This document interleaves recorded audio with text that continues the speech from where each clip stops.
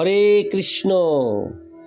আজ 22শে মাঘ 1430, 6 ফেব্রুয়ারি 2024 মঙ্গলবার, ষট্টিলা একাদশী। হরে কৃষ্ণ। এই ষট্টিলা একাদশীর দিন আমি শ্রীমদ্ ভাগবতম পাঠ করছি। আজ আমি পাঠ করব শ্রীমদ্ ভাগবতমের সপ্তম অধ্যায়, বিশিষ্ট কার্য সম্পাদনের জন্য নির্দিষ্ট অবতার সমূহের শ্লোক 3, একটিমাত্র শ্লোক 3। অডিওর শুরুতে সকল ভক্তিমতী মা ও ভক্তবৃন্দের কাছে আমার বিনীত প্রার্থনা, হরে কৃষ্ণ। আমার এই জীবনের পূর্ণতা চ্যানেলটি বর্তমানে খুব রিচ কম হয়ে গেছে বলে অডিওগুলি বিস্তার লাভ করতে পারছে না।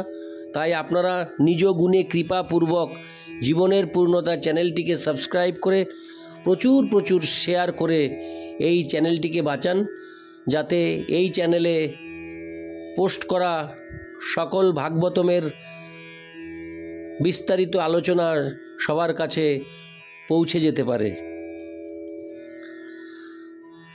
শ্লোক 3।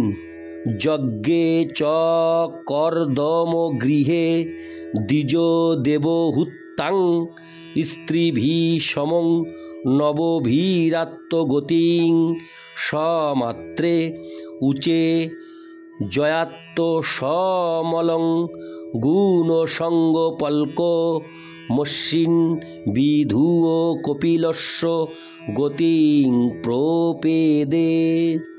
অনুবাদ: ভগবান তারপর কপিলদেব রূপে প্রজাপতি কর্দম এবং তার পত্নী দেবহূতির পুত্ররূপে 9 জন রমণী সহ অবতরণ করেছিলেন।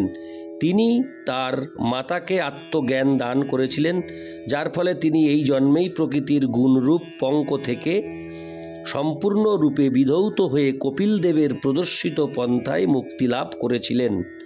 তাৎপর্য: ভগবান কপিলদেব তার মাতা দেবহূতিকে যে উপদেশ দিয়েছিলেন তা শ্রীমদ্ ভাগবতের 3য় স্কন্ধে পূর্ণরূপে বর্ণনা করা হয়েছে, এবং যিনি এই উপদেশ অনুসরণ করেন তিনি দেবহূতির মতো মুক্তি লাভ করেন। ভগবান অর্জুনকে শ্রীমদ্ ভগবদ গীতা শুনিয়েছিলেন এবং তার ফলে অর্জুন আত্মতত্ত্ব জ্ঞান লাভ করেছিলেন।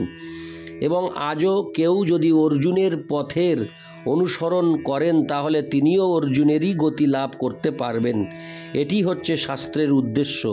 মূর্খ বুদ্ধিহীন মানুষেরা তাদের কল্পনা মতো মন গড়া অর্থ তৈরি করে তাদের অনুগামীদের ভ্রান্ত পথে পরিচালিত করে এবং তার ফলে তারা সংসারের অন্ধকূপেই পড়ে থাকে।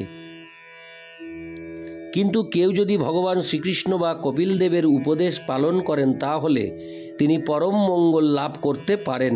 এমনকি আজও এটি সম্ভব।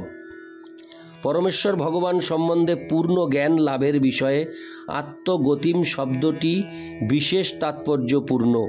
কেবল জীব এবং ঈশ্বরের গুণগত সাম্য সম্বন্ধে অবগত হয়ে মানুষের সন্তুষ্ট হওয়া উচিত নয়।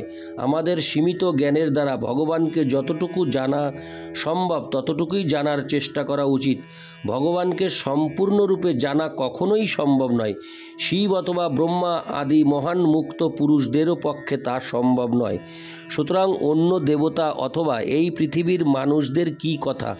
তথাপি মহান ভক্ত এবং শাস্ত্রের নির্দেশ অনুসরণ করার ফলে ভগবান সম্বন্ধে অনেক কিছু জানা যায়। ভগবানের অবতার কপিলদেব তার মাতাকে ভগবানের সবিশেষ রূপ সম্বন্ধে পূর্ণরূপে উপদেশ দিয়েছিলেন এবং তার ফলে দেবহূতি দেবী ভগবানের সবিশেষ রূপ উপলব্ধি করে বৈকুণ্ঠ লোক প্রাপ্ত হয়েছিলেন, যেখানে কপিলদেব বিরাজ করেন। ভগবানের প্রত্যেক অবতারের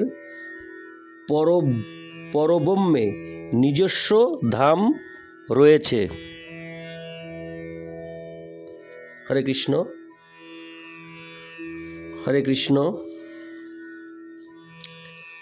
নিজস্ব হরে কৃষ্ণ।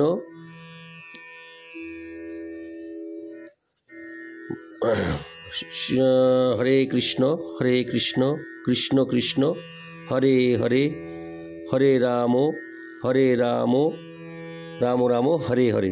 ভগবানের প্রত্যেক অবতারের পরব্রহ্মে নিজস্ব ধাম রয়েছে, তাই কপিল দেবেরও পৃথক বৈকুণ্ঠ লোক রয়েছে। চিৎজগৎ শূন্য নয়, সেখানে অসংখ্য বৈকুণ্ঠ লোক রয়েছে এবং প্রতিটি বৈকুণ্ঠে ভগবান তার অসংখ্য বিস্তারের দ্বারা বিরাজমান এবং ভগবানের শুদ্ধ ভক্তরাও সেখানে ভগবান এবং তার পার্শ্বদের মতো জীবনযাপন করেন। ভগবান যখন স্বয়ং অথবা তার সাংস্যরূপে অবতার করেন তখন সেই অবতারদের বলা হয় অংশ, কলা, গুণাবতার, যুগাবতার এবং মন্বন্তরাবতার ইত্যাদি। এবং ভগবানের পার্শ্বদেরা হরে কৃষ্ণ যখন ভগবানের আদেশে অবতরণ করেন তখন তাদের বলা হয় শক্তাবেশাবতার।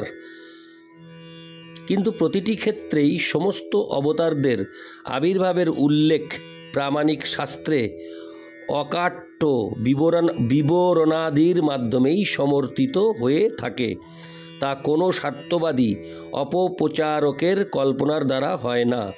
উল্লেখিত বিভিন্ন প্রকার অবতারদের সকলেই সর্বদা ঘোষণা করেন যে পরমেশ্বর ভগবানই হচ্ছেন পরম সত্য। পরম তত্ত্বের প্রচলিত জড়জাগতিক ধারণার দৃষ্টিকোণ থেকে পরমেশ্বরের রূপটিকে নস্যাৎ করে দেবারই নিতান্ত একটা পন্থা হল পরম তত্ত্বের নির্বিশেষ ধারণা।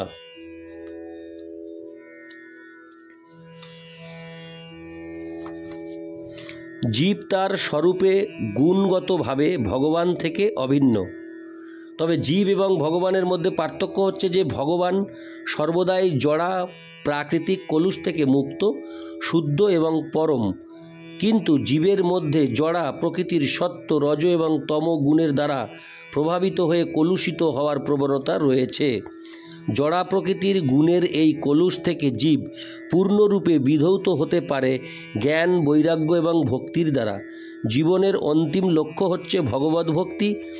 তাই যিনি ভগবদ্ ভক্তিতে যুক্ত হয়েছেন তিনি কেবল পারমার্থিক তত্ত্বজ্ঞানই লাভ করেন না, অধিকন্তু তিনি জড় আসক্তি থেকে মুক্ত হন এবং এইভাবে পূর্ণ মুক্তির স্তর লাভ করে ভগবদ্ধামে উন্নীত হন, যে সম্বন্ধে শ্রীমদ্ ভগবদ্ গীতায় 14 অধ্যায়ের 26 নং শ্লোকে বলা হয়েছে, মাং চ জোহব্যভিচারেণ ভক্তি যোগেন সেবতে সগুণানো সমতীতৈতানো ব্রহ্মভূয়ায় কল্পতে।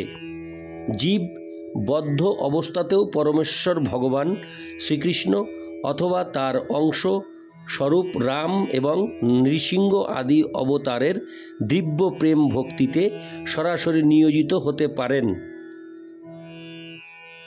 এইভাবে এমনই দিব্য ভক্তির দ্বারা ভক্ত ক্রমশ ব্রহ্মগতিম বা আত্মগতিমের সমানুপাতিক ক্রমোন্নতির মাধ্যমে অবশেষে কপিলস্য গতিম অর্থাৎ ভগবানের নিত্যধাম প্রাপ্ত হন। ভগবদ্ ভক্তির মধ্যে কলুষ মুক্তির শক্তি এতই প্রবল যে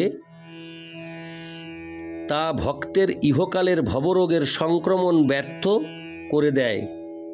পূর্ণ মুক্তি লাভের জন্য ভক্তকে আর পরকালের জন্য অপেক্ষা করতে হয় না।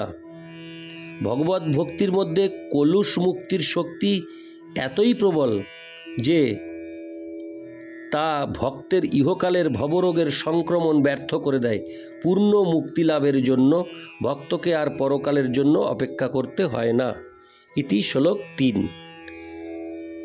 অডিওর পরিশেষে আমি সকল ভক্তিমতী মা ও ভক্তবৃন্দের কাছে বিনীত প্রার্থনা জানাবো, আপনারা জীবনের পূর্ণতা চ্যানেলটিকে প্রচুর সাবস্ক্রাইব এবং শেয়ার করে এই চ্যানেলের রিচ বর্ধিত করুন, যাতে চ্যানেলটি অনেক দূর বিস্তার লাভ করতে পারে এবং এই চ্যানেলের ভিতরে যে অডিওগুলি রয়েছে সেগুলি সবার কাছে দ্রুত পৌঁছে যেতে পারে। হরে কৃষ্ণ হরে কৃষ্ণ কৃষ্ণ কৃষ্ণ হরে হরে হরে রাম হরে রাম রাম রাম হরে হরে। হরে কৃষ্ণ।